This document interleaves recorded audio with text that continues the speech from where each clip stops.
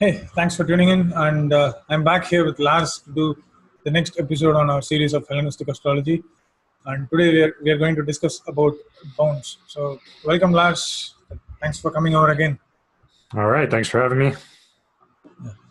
So we did decans last week, and it was a fairly detailed explanation about the decans. And I also think that we have been doing very detailed explanations on whatever we have been dealing with. So we have done about 1 hour or 2 hour long videos, which might probably turn out to be a very useful ones for the future Hellenistic astrologers. So we'll get going with bounds, and as usual, we are using Mark Riley's translation of various Valens. Great. So yeah, let's see if we can understand what bounds are a little bit, because nobody really fully understands them. Most of us use a system called the Egyptian bounds, but there's also the Ptolemaic bounds and a couple other bounds, and they're each a bit different. But let's look at this. Let me share the screen so people can see and learn about what the bounds actually are. So this is a free table from Project Hindsight, which has the dignities of the planets. And so we get the domicile, right? And then we get the exaltation in each sign up here, and they run in vertical columns. A lot of times they run in horizontal on these tables, but in this one, it's vertical. Then we get the triplicity lords, which we've kind of briefly mentioned, but haven't really, I don't think we've discussed in great detail yet. Yeah. But then here we get the bounds. And so what you'll immediately notice is that there's a lot going on here.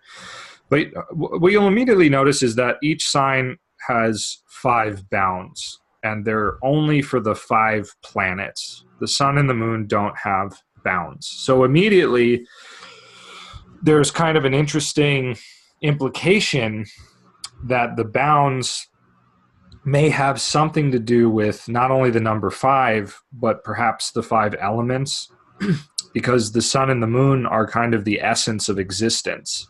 Yeah. So the bounds maybe don't have so much to do with the essence of existence, but have something to do more with what modifies that essence. And in Hellenistic astrology, we'll find that there's a lot of techniques where you only make use of the 5 planets. Like when Ptolemy talks about finding the lord of the planet that signifies the person's thoughts and actions and character, he only really talks about the 5 planets, and he says that the sun and the moon can sort of participate in that, but they're not primary because they're just kind of the raw essence, I think, is the idea. So that's the first thing. The second thing is you'll see all these like numbers here, and you'll kind of wonder what the hell are those, like I did when I first looked at this. And what this is saying is that basically Jupiter rules the first from 0 to 6 degrees. He rules, that's his first bound in the sign of Aries. So it's really from 0 degrees to 5 degrees and 59 minutes, because then Venus takes over from 6 to 12 degrees. So she rules an additional 6 degrees, right? But basically what it's saying here is from 6 to 12 is Venus, right? And then from 12 to 20 is Mercury. And then his number of degrees is here. He rules 8 within this particular bound. And so on. 20 to 25 is Mars. 25 to 30 is Saturn. And they each rule 5. Now, what is a little confusing about this is that the bounds are different for each sign, completely different. There's no uniformity. There's no real regular pattern. There are bits and pieces of a pattern, which I'll talk about in a moment. And a friend of mine, Tanya Daniels, actually wrote a wonderful article. I think it's in I Am Infinity Astrological Magazine. I don't remember what issue, where she analyzed the Ptolemaic bounds, the Ptolemaic version of the bounds, and actually discovered a really, really amazing rationale for them mathematically. So people should look for that if they can. I'm not sure where it is right now, but I'm sure it's floating around somewhere. Okay. But we're going to stick to the Egyptian because most of us use the Egyptian, partly because they seem to work very well, and a lot of different authors seem to use them, whereas we only really find Ptolemy using his bounds, and then much later in the Renaissance, people decided that Ptolemy must be like perfect, so they adopted his system. But you can experiment with both, and they both work very well in my experience. But I like the Egyptian bounds more. Okay. So the bounds are also called terms and sometimes called confines. I like the word bounds, but if you see the word terms in other texts, that they're referring to the same thing. And oh shoot, I just forgot what I was going to... Oh yeah. So in what's interesting is in Jyotish, what are called the Trimsamshas, which appear for the first time in the Yavana Jataka, are translated as terms by David Pingree. And my theory is that the Trimsamshas are an Indian version of the bounds. So if you look up Trimsamshas, you'll find that the Trimsamshas it's always the same order for all the odd signs of the zodiac, and then that same order reverses for all the even signs. But each time, each planet rules the same number of degrees, and it's in the same order. So the Trimsamshas are kind of maybe somebody's attempt to organize this and make it a little bit more mathematically consistent. And the Trimsamshas definitely work without a doubt. But again, it's something that you have to kind of test out for yourself. Some people hate the irregularity of the Egyptian bounds. And so they might be attracted to the Trimsamshas of Jyotish because they're more ordered, a little bit more rational in a way. But I really love these. I love how they're irregular and they don't really make much sense, and nobody knows why they're like this. So yeah, did you have anything you wanted to add? No. Just apart from that, apart from the fact that this Egyptian bounds is kind of irregular in terms of pattern, but Trimsamshas have a specific pattern as it was given by the ancestors. Right. But Right. I think the delineation and stuff are pretty much same in terms of how we use Trimsamshas and bounds. I think so too. Yeah, I think it's pretty similar. And later on, the Trimsamshas also became used for disease and correlated with like the 5 elements and that sort of a thing. So this is a very powerful tool. And what do the bounds do? Well, we've already seen in a couple other videos, I think I've mentioned perhaps, that when a planet is in its own bound, it's as though it's in its own sign, according to most of the Hellenistic astrologers. And so even when it's in the bound of another planet, that planetary influence becomes very prominent and important. And so the bounds are not to be underestimated. They are a very strong influence on the planets, in my experience working with them. They can really change things up. And it's important when a bunch of planets and points all fall in the same bound, even if it's in different signs. So you might find a chart where many planets fall in the bounds of Jupiter, right? That can mean that Jupiter is more prominent than you might have otherwise suspected. And the bounds are also, oh gosh, I just lost my train of thought again. Yes, sorry. The bounds are also, just as planets can exchange signs, they can exchange bounds, which is a similar situation, and it's very empowering. So like when you have, if Mars is in Taurus and Venus is in Aries, that's a exchange of signs, a mutual reception, or a parivartana yoga. But when they exchange bounds, right? Like if Mars was, let's say from 6 to 12 degrees in Aries, and then maybe Venus is, Venus is in 6 to 11 degrees in Leo, or no, sorry. I mean, if Venus were at the end of Leo and the last 6 degrees and Mars is bound. It's basically like Mars and Venus's bounds and Venus and Mars's bounds. Yeah, so they would be exchanging bounds, which can be very important for delineation. A good example, and it can really cancel negative things out.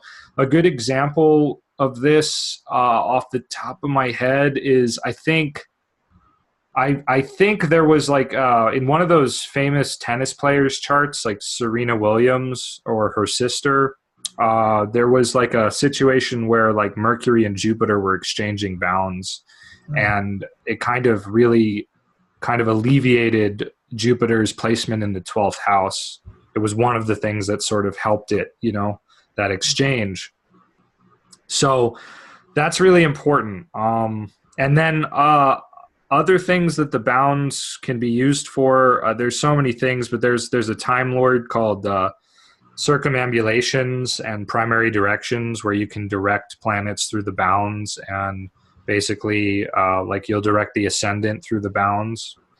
And when it, if it's in Jupiter's bounds, Jupiter rules that period of time, and so on. So that's kind of a slightly more advanced technique, but they do function as Time Lords. And there's many other ways to use them, but I don't think I want to get into too much of that here, because it's like involves other techniques that we should probably just do separate videos on.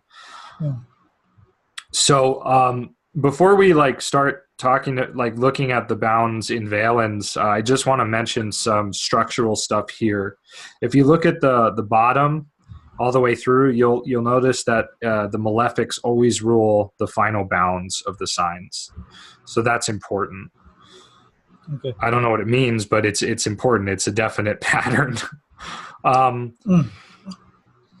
If you look I think that kind of signifies the old age of a planet in a particular sign. Yes, it may, like how planets at the end of a sign can have trouble. You know, it kind of speaks to that.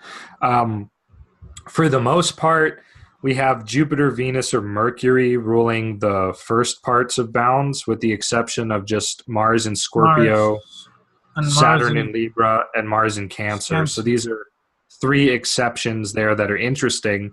And Mars is fallen in Cancer, but if Mars is in the first 7 degrees here, he's actually got some power. So this can alleviate Mars's negative placement in Cancer quite a bit. I've seen this happen in a couple charts, where it definitely seems to kind of help out. It didn't totally cancel it out, but it makes it less problematic, or potentially more problematic, depending on where Mars is in the chart, of course. But what were you going to say? I was thinking about the Navamshas, if it has some pattern with this, like when Mars is in the early degrees of Cancer. It's Ketu, Venus.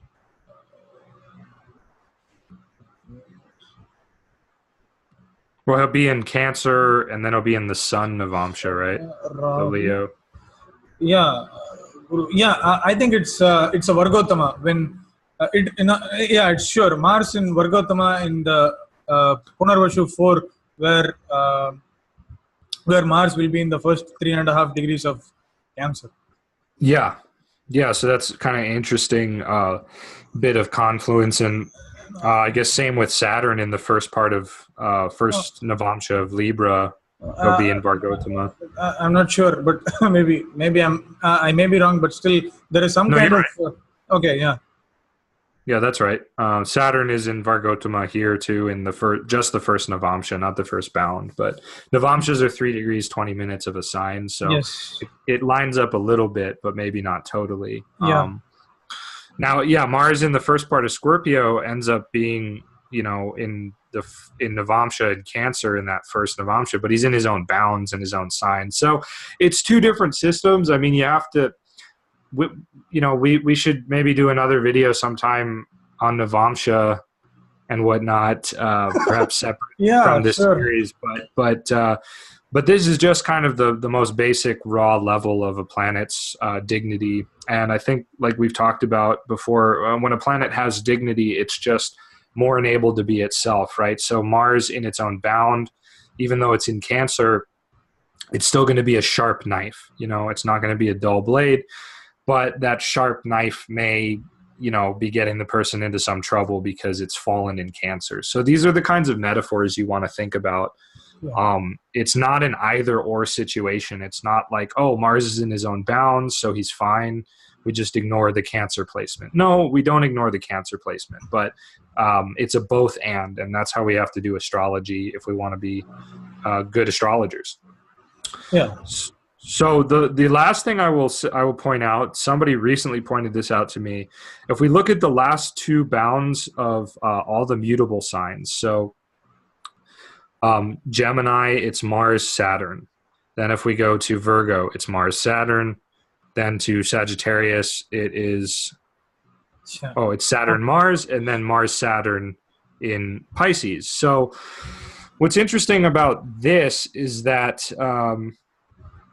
it's kind of the only, well, it happens in Taurus too, but somebody pointed out that this was like in the tropical zodiac, right? This was like the turning point before we head into the solstices and the equinoxes at the end of these signs. So I thought that was a fascinating pattern that was happening in every mutable sign. Those are all square to each other.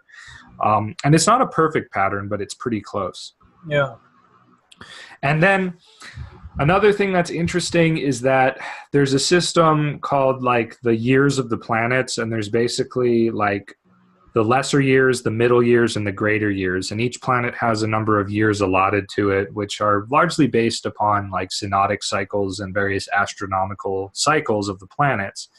And apparently in the Egyptian bounds, the number of degrees ruled by each planet throughout all of its bounds. So like if we took Saturn, right? Saturn is going to rule, if you add up all the degrees that it rules over of all the signs for bounds, it adds up to, I think, 57, which is his greater years that he gives.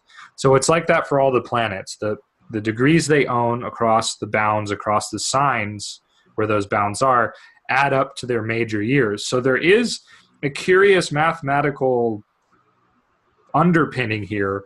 But again, as far as the order goes, the order is mysterious. Why they have a certain number of degrees is mysterious. Some people believe it had something to do with fixed stars a long, long time ago.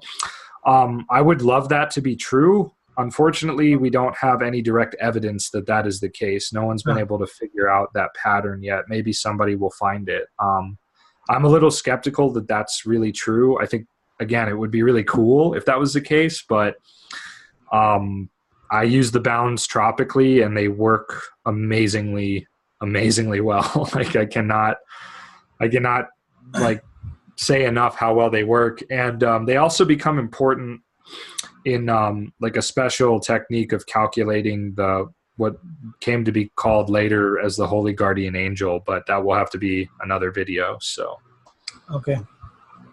But I think bounds, even in my own chart, it works very well, even though I use sidereal zodiac.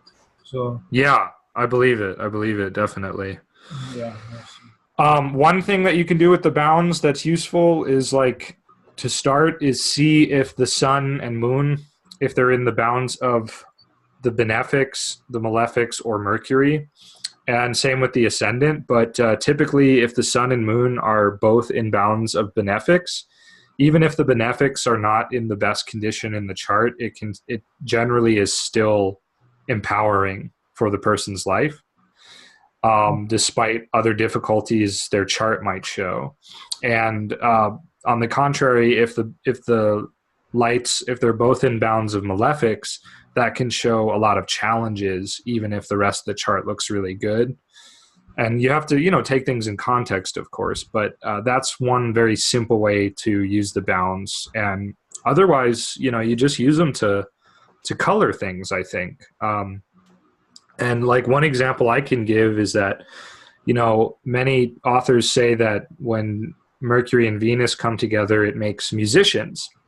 And in my own chart, Mercury is my ascendant lord, but it doesn't really there's no really super strong close aspect between him and Venus. There's like a kind of a wide sextile. But then what happens is Mercury moves into Mercury is in the bounds of Venus in my chart. Okay. And I'm a guitar player, which is literally what it says in some of these old texts, that the person will be a guitar player or somebody who plays stringed instruments. So I have my degree in guitar. It's a huge part of my life. And I think that it is kind of adequately represented by Mercury in the bounds of Venus. And my ascendant is Virgo in the bounds of Venus. Okay, that pretty much says it all.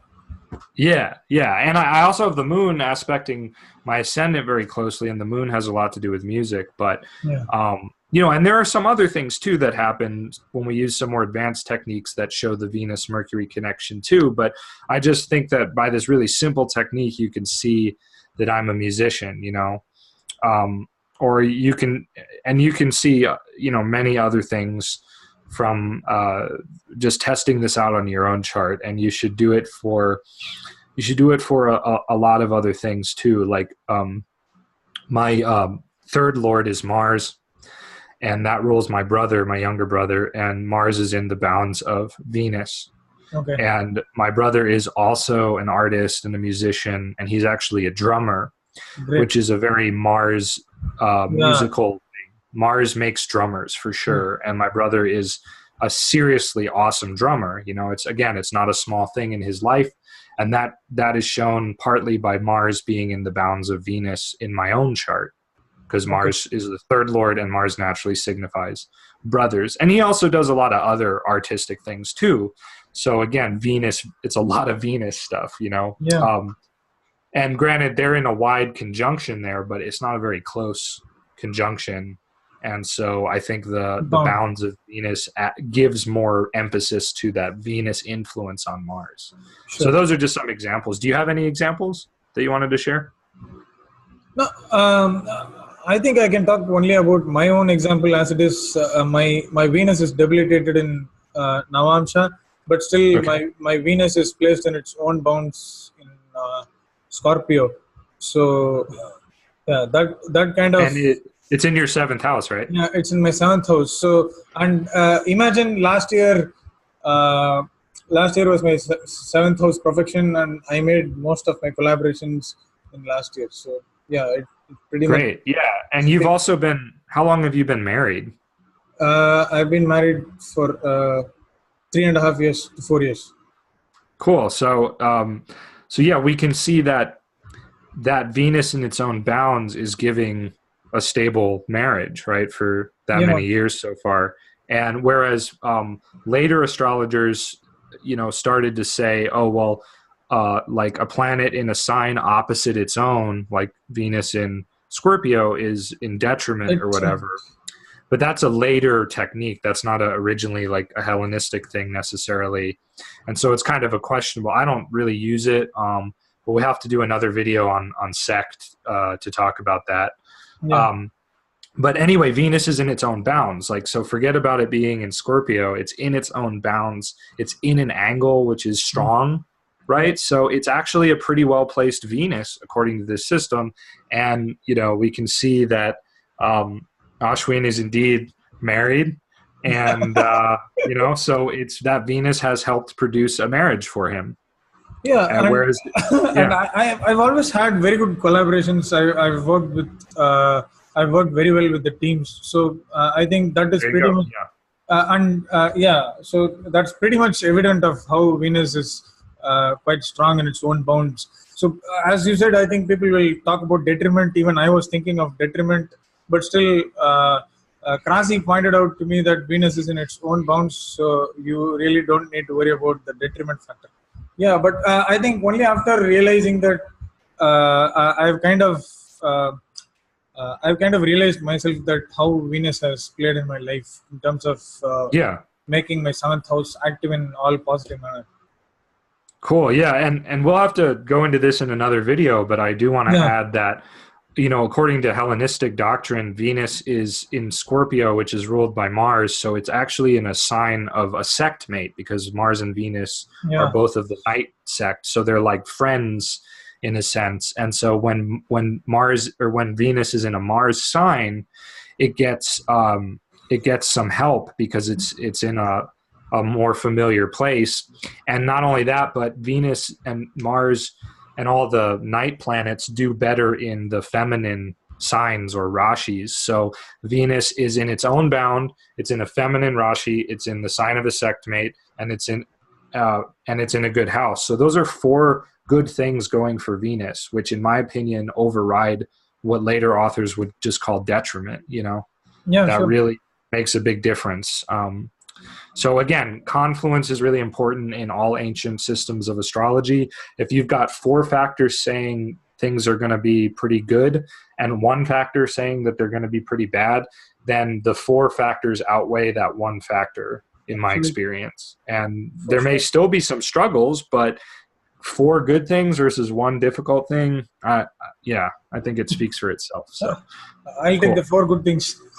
Yeah, right. Me too. Okay, so let's go to Valens. So again, this text is free online. Just search Valens Anthology PDF and go to the link that says Riley. If I go back real quick, see I searched in Google Valens PDF, and then I just hit the first one here, and it'll bring me back to this. And on page 6 of the document, we get delineations of all the bounds. Now, for those of you who are very quick with math, you'll notice that he says the 50 terms. I think this is a mistake because there are 60, right? 5 bounds for each sign. 5 times 12 is 60, not 50. So, and he does have all 60 here, but he actually gives interpretations. It's one of the best. This is one of the best things I've seen on the bounds, maybe the best for each bound. And what you can start to see is how what he's doing is he's combining the bound lord with the nature and lord of the sign. So, for example, the first 6 degrees of Aries belong to Jupiter: temperate, robust, prolific, beneficent, right? All very Jupiter things. But robust, right? Robust is kind of like a Mars-Jupiter thing. Yeah. That's a person that's going to do a lot. Prolific as well. The next 6 degrees belong to Venus: cheerful, clever, radiant, even, pure, handsome. So Venus and Mars coming together seems to be kind of auspicious here, according to Valens. The following 8 fall under the ambiguous influence of Mercury: changeable, clever, idle, windy, stormy, full of thunder and lightning.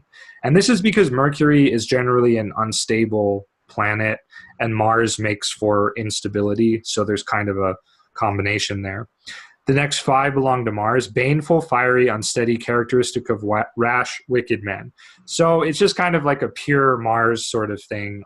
The ancients are kind of negative about Mars and Saturn, but you just have to take it with a grain of salt. Final 5 belong to Saturn: cold, barren, malicious, injured. Because Saturn is fallen in Aries. So Saturn's bounds in Aries are really the worst bounds of Aries, And we're going to find that for the other fallen planets, their bounds in the sign where they fall.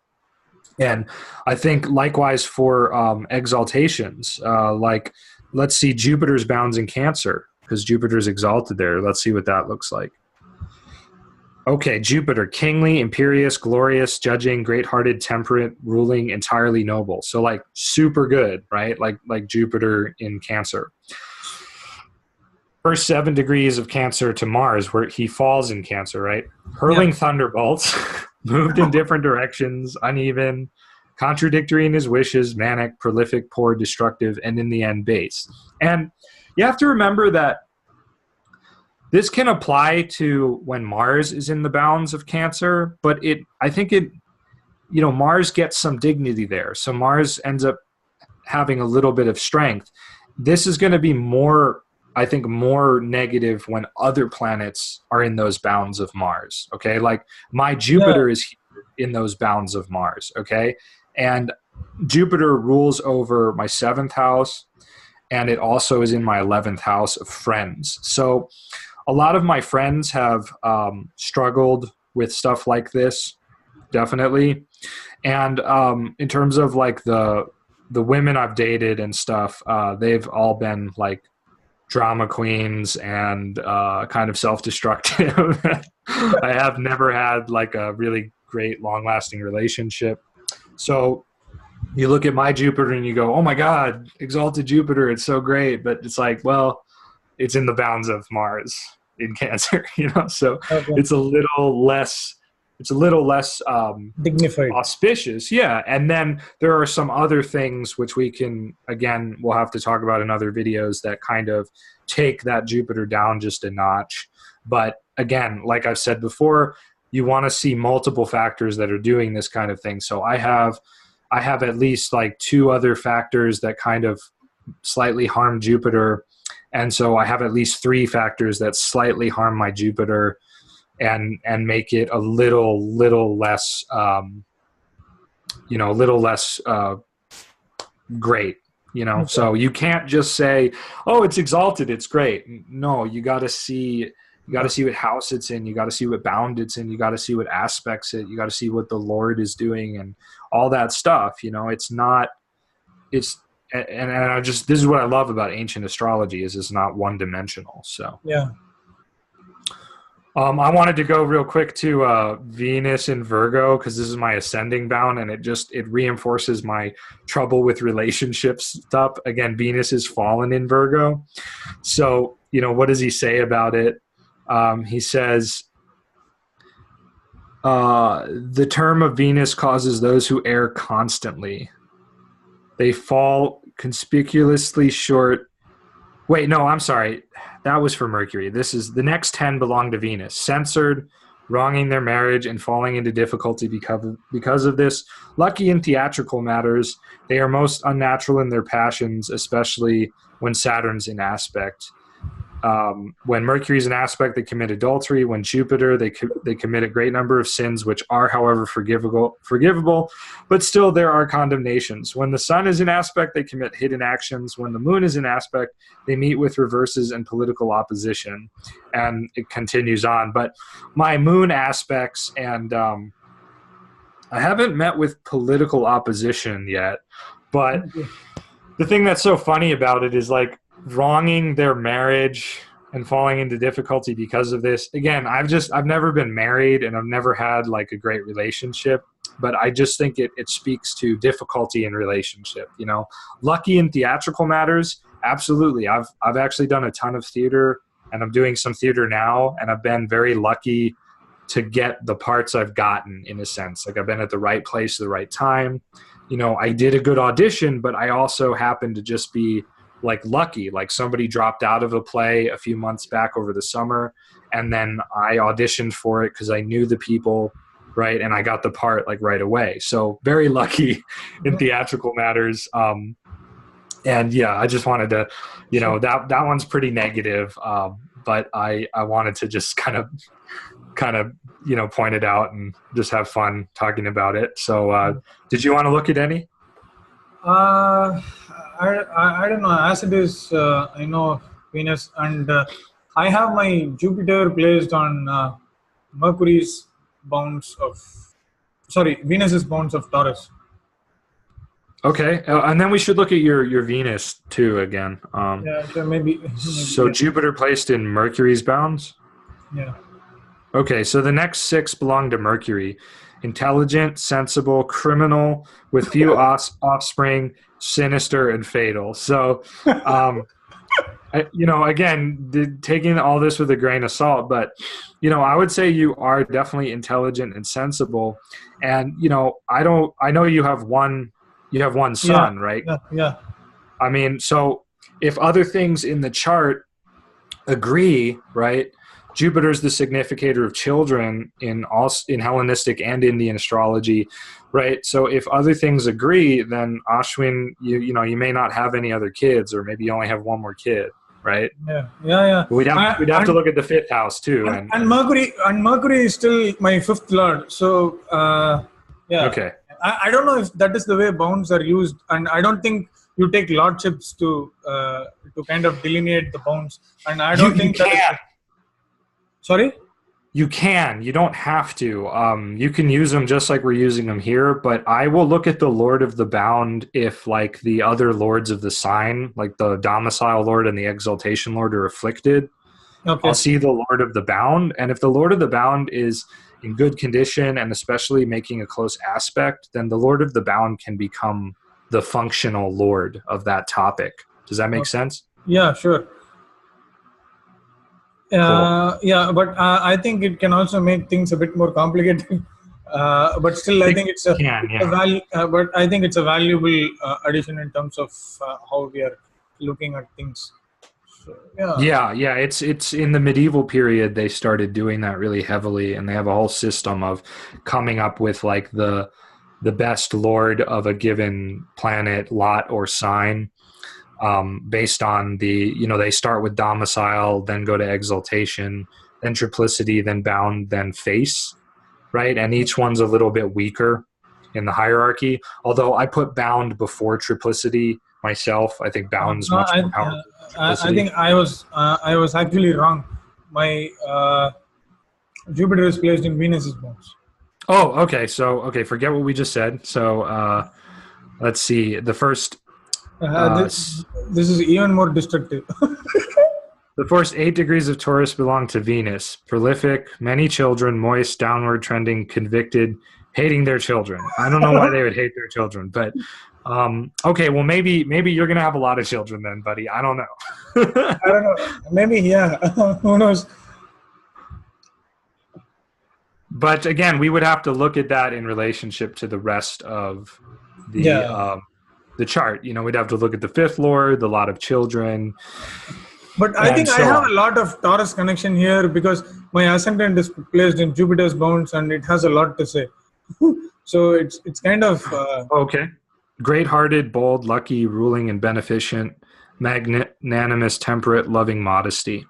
Yeah, I would say a lot of that describes you really accurately, especially the modesty part. I think you're pretty modest. I don't know, maybe. Okay, well, let's look at your Scorpio Venus one just for fun and see what that does. Next 4 degrees belong to Venus in Scorpio. Lucky in marriage. There we go, right? Pious, loved by everyone, loving children, wealthy, selected for every office, living graciously. So really great to have Venus there in the bounds of Venus Scorpio, right?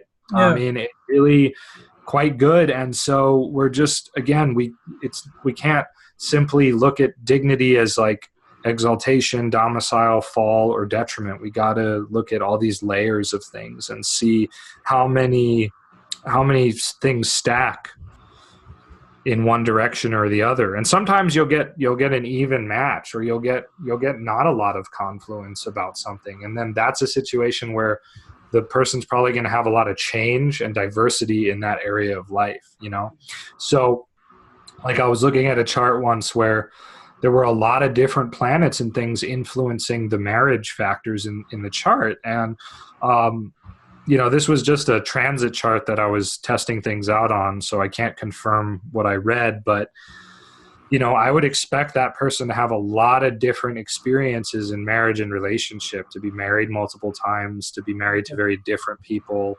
and to not really have anything firmly fixed in place in terms of their karma or their fate when it came to marriage. So that's the other part of this. And anyway, yeah, I think that pretty much sums it up for bounds for now. Yeah, sure. Cool. I think we spoke about at least 7, 8 to 9 placements, which is very good, and we'll probably get if we have some real good example charts, and I think by the end of the dignities that we are doing, we did decans, we did bounds now, and we already dealt with exaltation and domicile lords in the earlier videos, and we'll do triplicity lords next, and then we'll have an entire session of like using those techniques in some example charts. Great. Yeah. So 4 or 5 example charts, and it will be like at the end of episode 8, if I'm not wrong. So I think that'll make sense. It will be very good to see some example charts, and it will work well with the viewers. Great. Awesome. At least 2 or 3 example charts. So we'll get back with triplicity lords, and for triplicity lords, I think you have to watch the sect video before that, because it's based on sect. So the sect video was just released some 2-3 days back. So I think it'll be very good if you watch the sect video before watching the triplicity lords. So thank you so much, Great. Lars, and All right. Thanks, man.